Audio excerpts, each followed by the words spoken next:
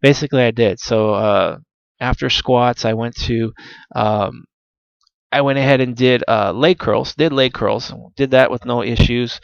Felt okay. I mean, I still felt a little off, but I was okay with it. Then I went to standing calf raise on the Smith machine. Um, did a couple warm up sets. Felt okay. I was like, okay, I feel okay. Still feel a little tired, but I'm all right. Then I loaded up. Went to my first heavy set, which was 525, and I've been working my way up. The heaviest I've gotten was like 535 for six with no issues. Pretty easy actually. So I said, okay, 525. I get six. So I got the six, but it felt really heavy this time. So I'm like, okay, it feels heavy. Let's be smart about this. I took 50 pounds off, basically uh, put 475 on, then did my next set. And once I got to that fourth rep, like the first three reps were okay.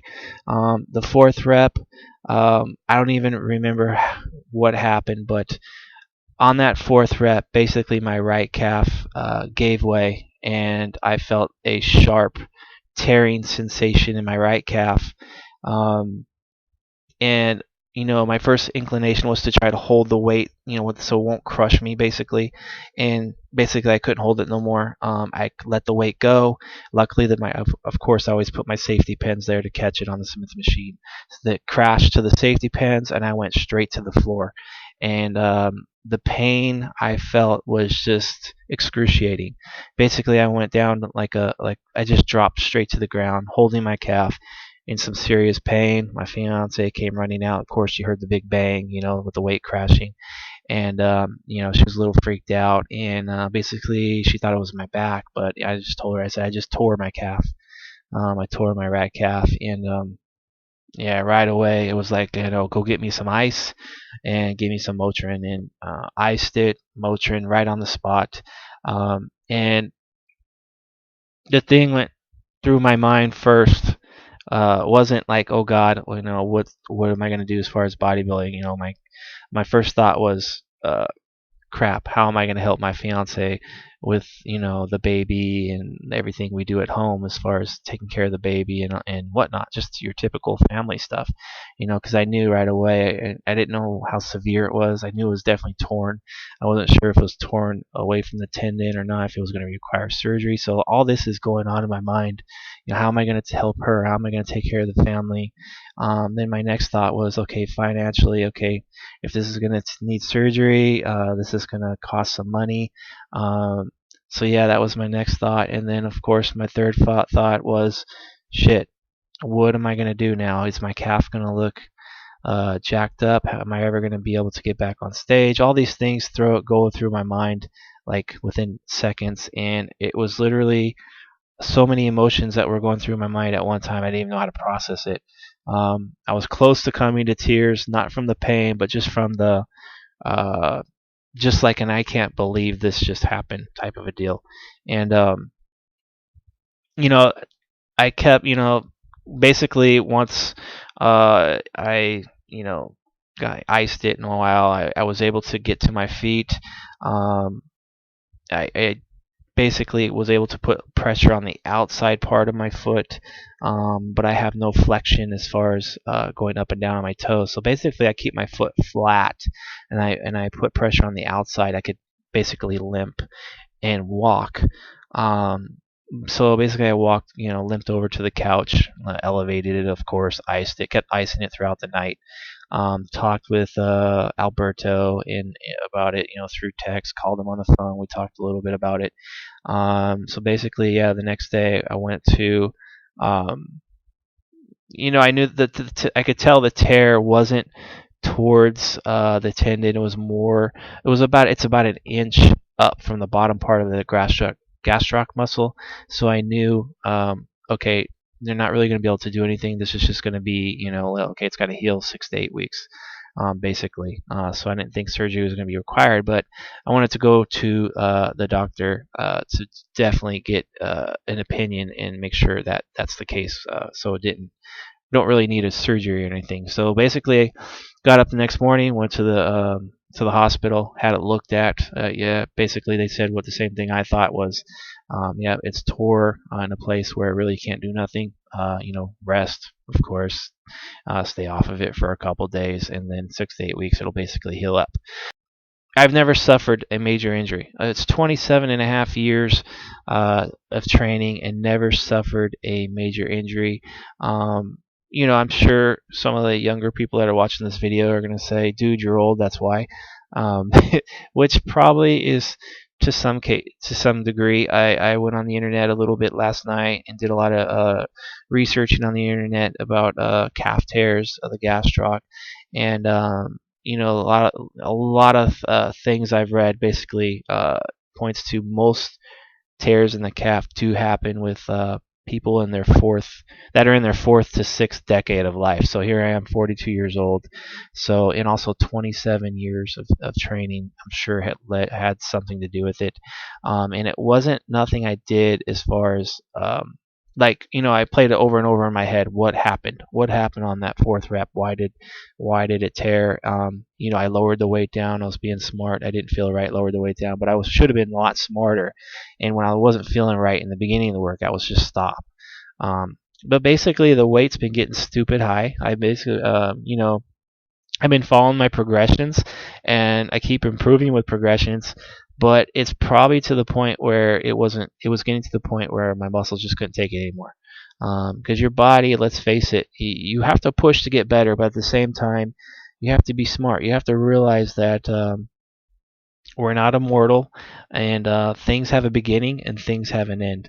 And I was coming up at the very end, and when you work yourself up to 535 pounds for 6 reps on the Smith machine for 3 sets, not just 1 set. I could do 3 sets with 535 at 6. That calf muscle is not a very big muscle. So eventually, how much weight do I really need to do when you think about it? And moving forward, I'm like, okay, I need to really rethink things here because I definitely, at the age of 42, I don't want to keep getting injured.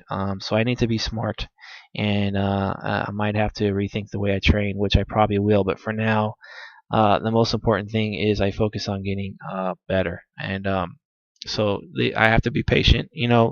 I'm a pretty patient person. I think being 42 and being in the sport for so long, I've developed a good sense of patience. So that to me is not going to be an issue. I know I'm not going to risk anything. I'm very conservative when it comes to this sport. When I prep athletes, when I coach athletes, as far as myself, I'm pretty patient, pretty conservative. Not do anything too aggressive. So, but yeah, the main focus now is to get healthy first and foremost. I could still train upper body. I could still do some leg extensions. I just have to be really careful. And of course, the upper body movements, I still have to do movements where I'm actually seated. So yeah, stuff like bent rows and stuff like that. There's no way I'm gonna be able to do that with a jacked up calf. So a lot of everything's gonna be seated for the most part here in the beginning. But yeah, so that's kind of where I'm at with my journey, and I'm not. Yes, it's a setback, and now that I've had a couple of days to really think about this, at first it was like, oh shit, I can't believe this happened to me. To like, why did it happen, and how did it happen? Like playing things over and over in my head, trying to figure things out. And now I'm to the point where it's like I've accepted it's happened. I'm not too deep. I'm like, yeah, it sucks, but I'm not really depressed about it too much. Um, sure, I have some question marks like, hey, what's my calf going to look like later on? But I'm not depressed, and I'm looking at this more of a learning opportunity because the reason I feel I'm a pretty good bodybuilder and a pretty good coach is not because of the education I've attained or anything like that, but it's the experiences I've gone through.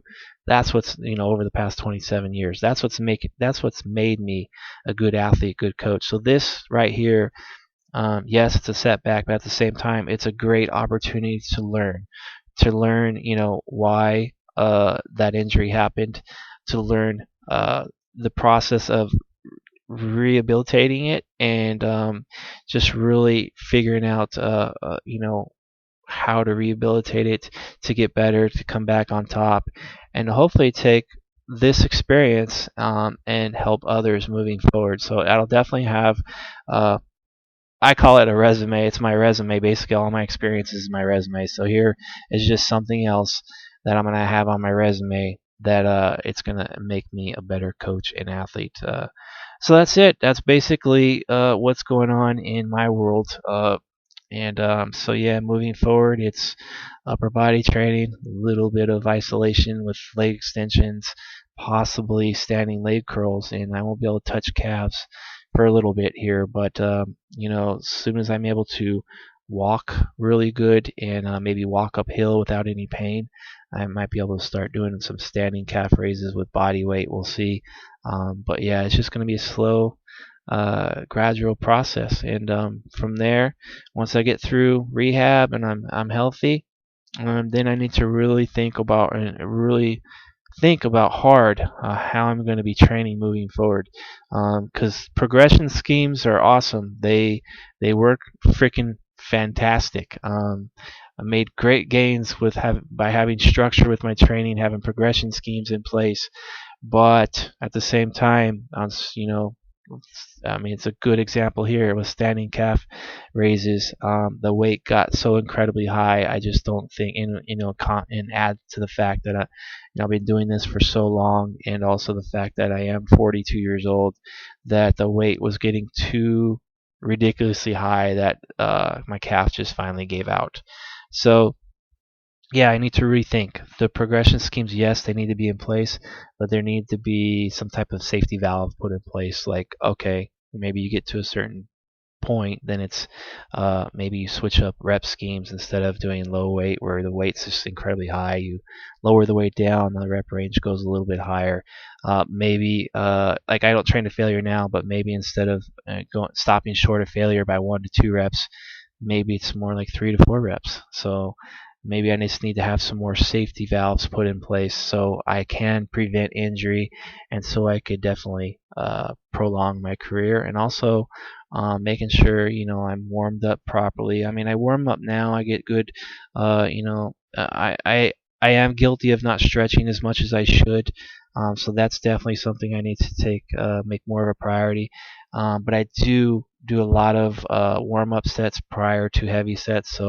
But I think I need to maybe incorporate a little more and have a better warm up protocol put in place for my training moving forward, so to prevent this old body from getting a little more beat up. But yeah, that's about it. So yeah, hopefully I get back on my feet sooner than later, and so yeah, that's about it, guys. It's definitely a freaking long video. I might have to put it in 2 parts, but other than that, I'm out.